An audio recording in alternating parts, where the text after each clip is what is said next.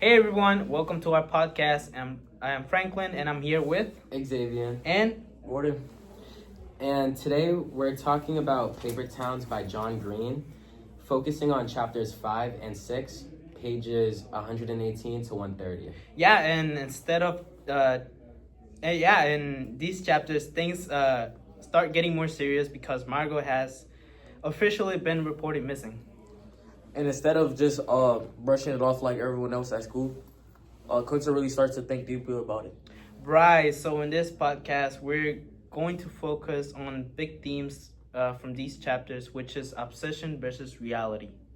And also talk about how Quentin's choices connect to that theme and what it shows about how he sees Margot. Right. So let's start with what actually happens. Quentin finds out that Margot is officially missing, and a lot of people at school are just like, "Oh, that's just Margot being Margot." Yeah, and it's kind of crazy how normal it seems to everyone else. Like they're not even that worried about it. But Quentin doesn't think it's normal at all. He feels like something bigger is going on, like there's a deeper meaning behind her disappearance. Exactly, and that's when he starts focusing on the idea that Margot left clues for him. And one of the biggest clues in the book, Leaves of Grass, he noticed certain parts marked, and he takes that really serious. Yeah, like he doesn't just read it and move on. He actually studies it and tries to figure out what it means. Yeah, it's like almost like he turns into a detective at that point. I agree. A very determined detective too. So like he's not giving up easily. Honestly, if that were me, I'd probably get confused after 5 minutes and just stop. Same. I'd be like, yeah, this is too much thinking for me. Yeah, Quentin really commits though, and I think that that shows how much Margot means to him. Yeah, but also maybe how much he's built up this idea of her in his mind too. Yeah, I agree. Now, let's get into the theme obsession versus reality. Quentin clearly has an obsession over Margot. He sees her as this mysterious, exciting person who's different from everyone else.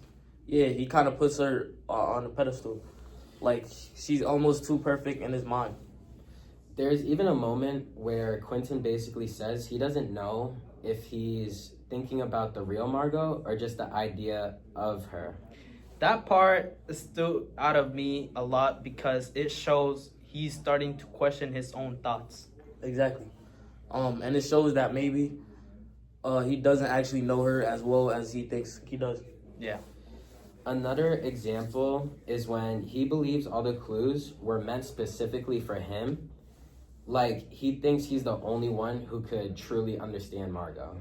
Yeah, and that kind of shows how much he believes in his version of Margot. But the reality might be completely different. Margot could have her own reasons that have nothing to do with Quentin.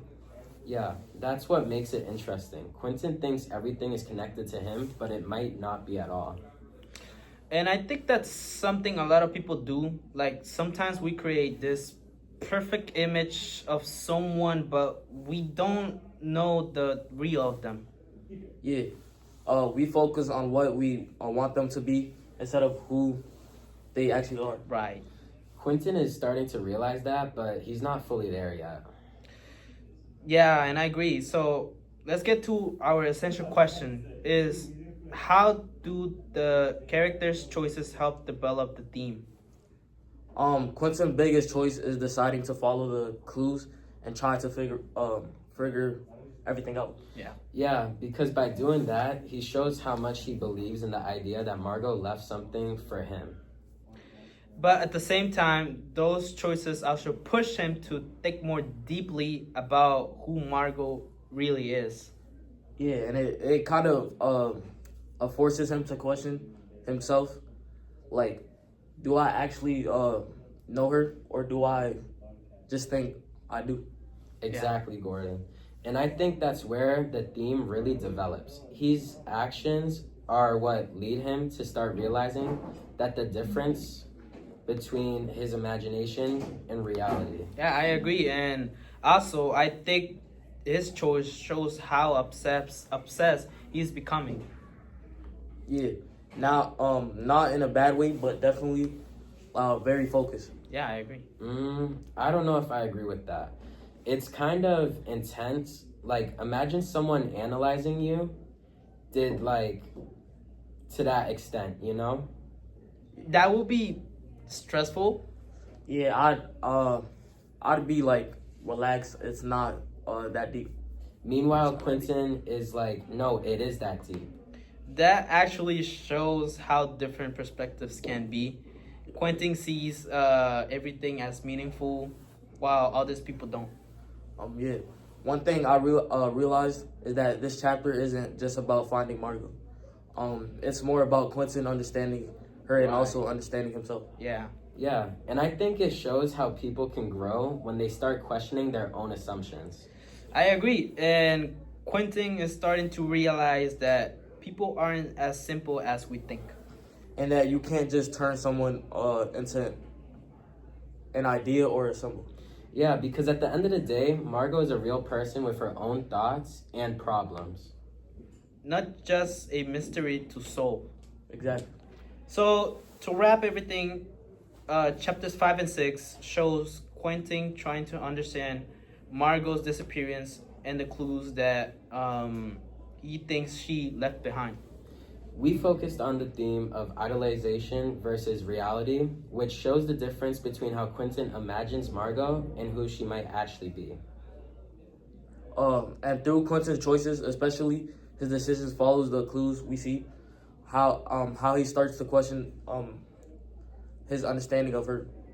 This chapter teaches us that people are often more complicated than the way we imagine of them.